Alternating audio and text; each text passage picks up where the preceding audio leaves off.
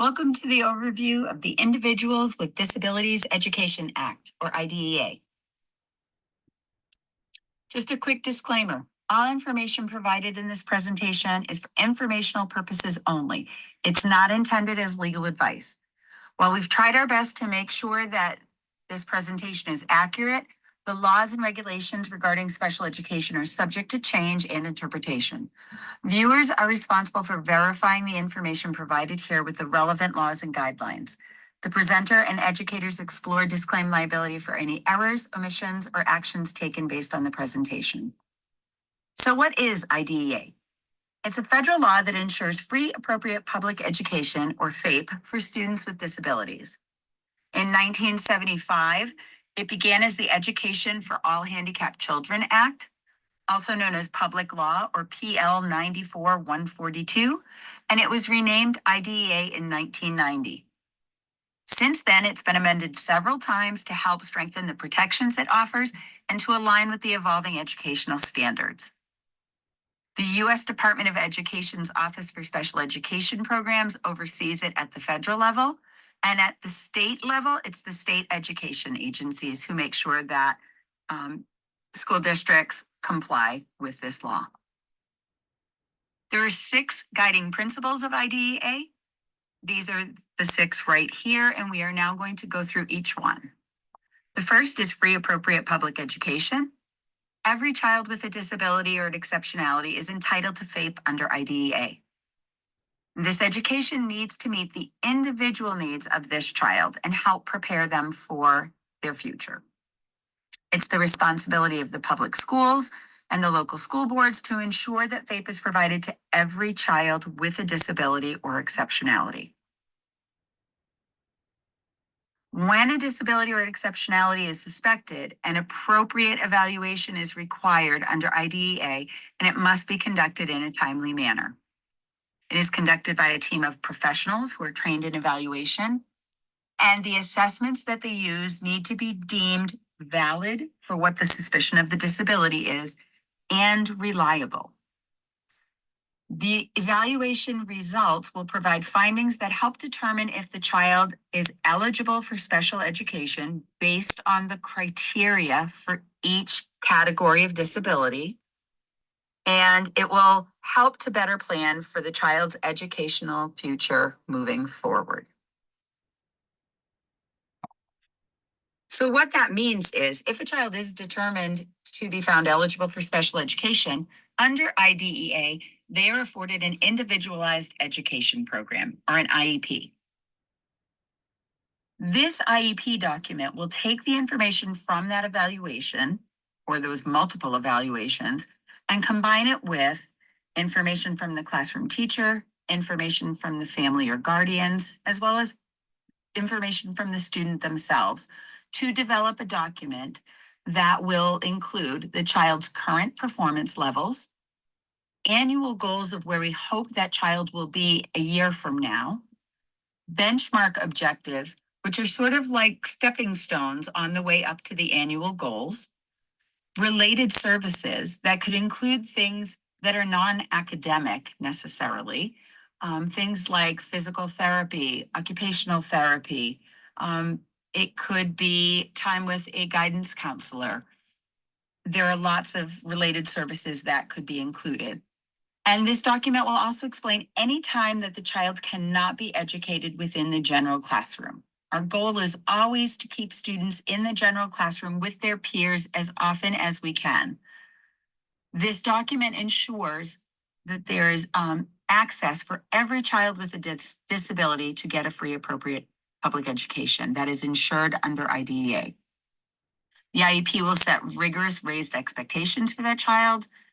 It will set the expectations for making appropriate progress and how that progress will be monitored. And when appropriate, it will address transition planning. Under IDEA, transition planning needs to happen by the age of 16 so that students can start to think about what they would like to do outside of high school once they graduate, whether that be going to college, starting a job, or independent living, or possibly living with others with some sort of support. As I mentioned, under IDEA, the law determines that needs to happen by 16. In our state, we start a little earlier. We start thinking about this at the age of 14. The next principle is the least restrictive environment, also known as LRE. As you'll see by this pyramid, it's wider at the bottom, where it starts out in blue, the general education classroom with no direct special education services or supports. That's the group of the population that is educated in the traditional classroom style, where there is a teacher, no specialized instruction. It is just instruction delivered to the class, and it is anticipated that children will make typical progress. They will have no struggles with it outside of what typically developing children would have. As the pyramid goes up, you will see it at the apex, it's a red triangle. That red triangle is the most restrictive placement. That means the child that's educated in that setting is unable to be properly educated appropriately in those prior settings. So when we look at that, those are children who might need to attend a day school or a residential school, or they could be hospitalized or potentially homebound. What you'll also notice is to the left and the right of the triangle, there are arrows going up and going down. The reason is because those placements can change over time. Things may have to be more restrictive for a certain time if someone has an illness or an injury that removes them from the classroom. And the hope would be that later they would return to the classroom once they are able. So that's just one example of how this might change off and on. But as we mentioned, we typically start in the blue. When we see someone is struggling, we kind of move up to the green, where we would maybe get some intervention or some additional support, or perhaps even have some special education support happen in the classroom.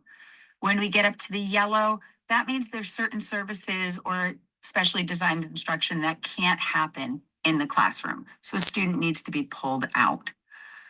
And then when we get to the orange, those are typically times when someone is educated for the most part outside of the typical classroom, but maybe mainstreamed back in for classes where they aren't showing any struggles, or during some non-academic times during their day.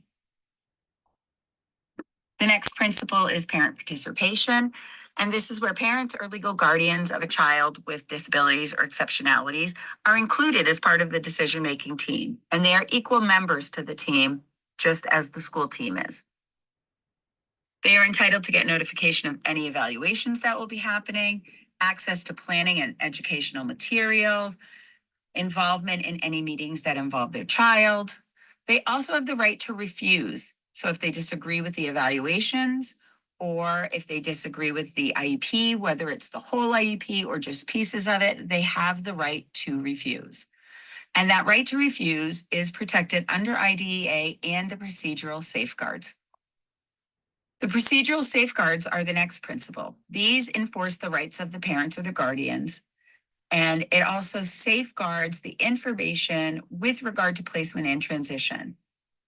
It allows parents to review the educational records, receive that written prior notification of meetings, and also to obtain an individual educational evaluation. So as we spoke before, they have the right to refuse. So maybe they've disagreed with what the school has suggested for testing, and they have decided they would like a different type of test, and they're seeking someone who could do that evaluation. It is not a guarantee that the school would pay for that for them.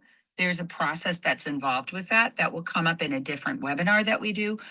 But just know that this is an option that is afforded under the procedural safeguards. Parents have the right to request mediation or due process hearings if there is a disagreement that arises that they cannot settle with the school. So this was just a very brief overview of IDEA. We hope it was helpful.